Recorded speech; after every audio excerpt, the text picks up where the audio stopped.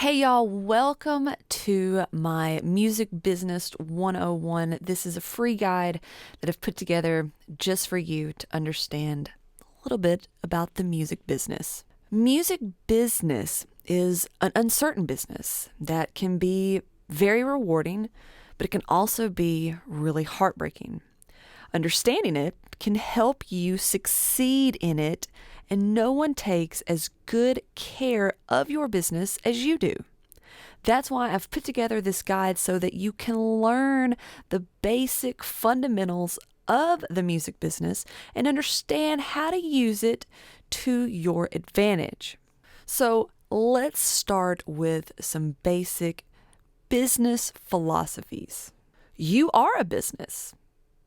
Your skills are what drive your income, so it's important to see yourself as a business.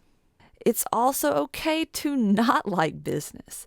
You don't have to have a business degree to make smart business choices. And not everyone who is in the music business even likes business. But the good news is you don't have to do it all yourself. You can hire a team to handle all of your music business needs.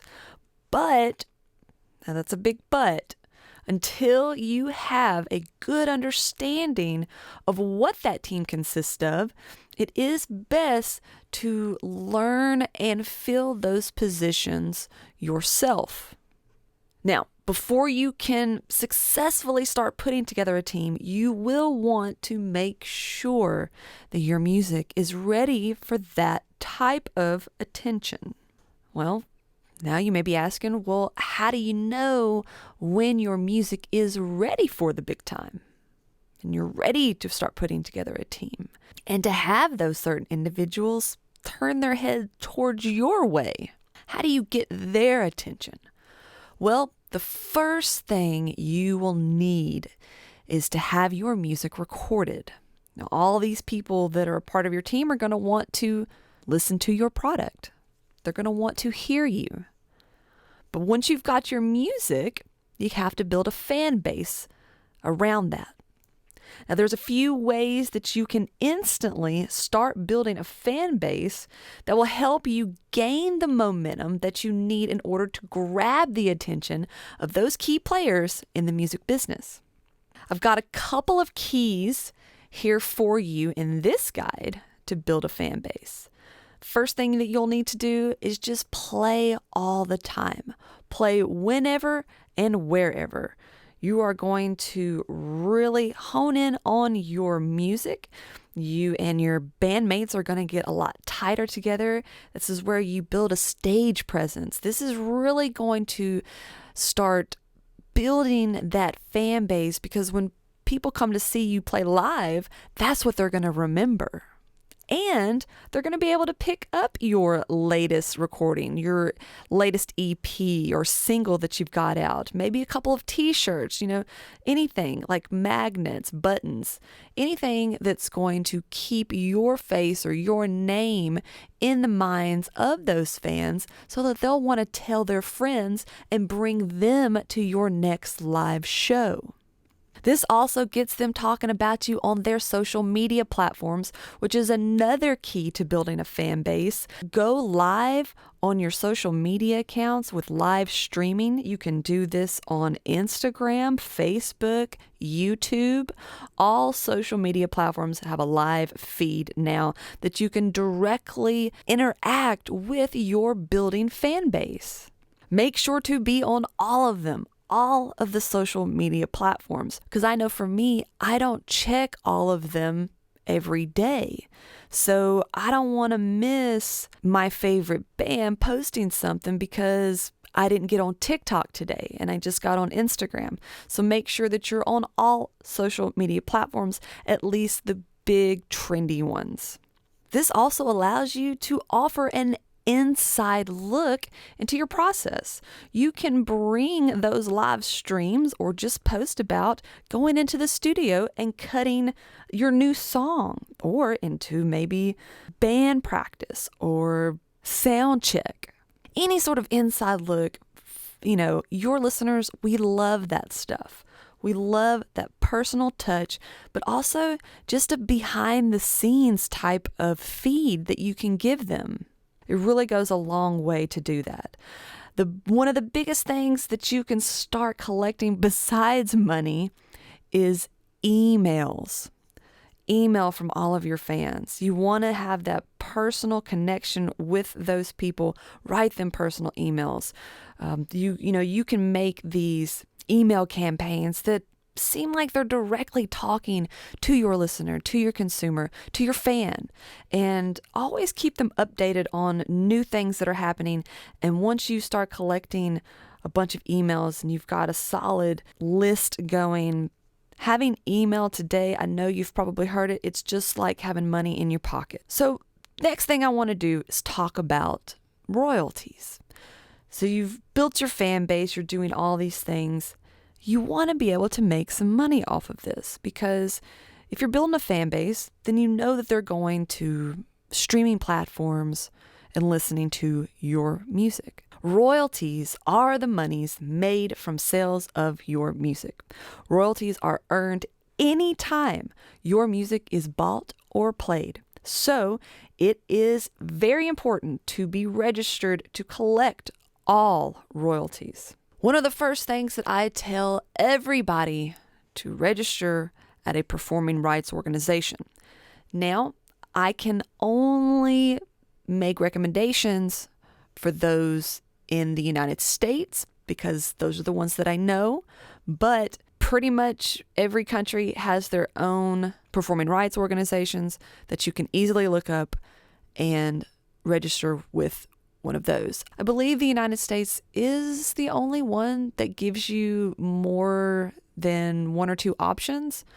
But for those of you who are in the US, ASCAP and BMI are going to be the ones that you are going to be able to register with. There's a couple other ones, such as CSAC, but that is an invite only. So you would have to know someone who is a member of that and go through a process of having them nominate you. But for now, what you can do is register with either ASCAP or BMI. Now, the performing rights organizations are the first place that you should be registered with when you have an original song. Even if your song hasn't been recorded yet, you can register it with one of these PROs. This will show that you are the writer and or publisher of your original song.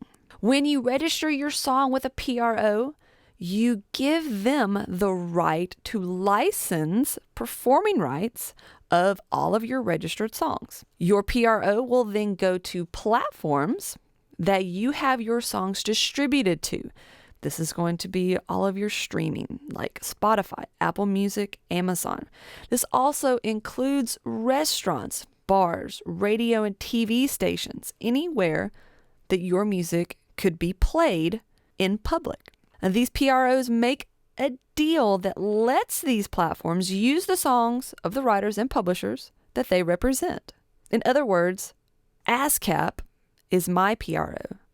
So ASCAP offers licenses to anyone who wants to play music. Those companies pay that licensing fee to be able to use any song that is registered with them. PROs collect payments from these licenses and distributes them to songwriters and publishers. Another royalty that you're going to want to make sure that you're registered for are mechanical royalties. Mechanical royalties are monies paid to copyright owners for the manufacture and distribution of records. Harry Fox Agency collects mechanical royalties in the U.S. So you'll want to make sure that you register at Harry Fox Agency. It's very important that if you have music out for anyone to play it, make sure you are registered with both a PRO and Harry Fox. If you are in the U.S., those are the ones that you're going to be using. If you are not in the U.S., please find your country's PRO and mechanical license issuers. Now, just to kind of break this down a little bit more so that you can understand, a permanent download pays out mechanical royalties only. An example of that is when you buy or when you purchase a song from iTunes or you download it from Amazon, songs that you own. This also applies to CDs. Remember those? Non-interactive audio streaming. You only get paid performance royalties from non-interactive streams such as Pandora, also satellite radio. This also applies to Music Choice, where you stream musics non-interactively from your TV. These royalties are only collected for publishing. There is a separate collection for the actual master of your song. Master royalties are collected from all users that fall under digital transmissions that don't go over the air, such as your terrestrial radio or AM/FM radio. Sound Exchange collects master royalties in the US. Sound Exchange collects fees from non-interactive platforms based on master use and not performance. Sound Exchange divides up royalties as follows: 50% to the record company, 45% to the featured artist, and 5% to a fund controlled by the American Federation of Musicians and AFTRA, which represents non-featured artists. If you are an unsigned artist, the record company portions go to you. So I would make sure that I am registered with all three of these companies. That is, choosing a PRO for your performance, for your songwriting, for your publishing royalties. Register with Harry Fox Agency for your mechanical royalties. And Sound Exchange so that you can collect your royalties for your master print. If you have music out for the world to play and hear, make sure you register with all three, because you will be collecting some sort of percentage of those plays.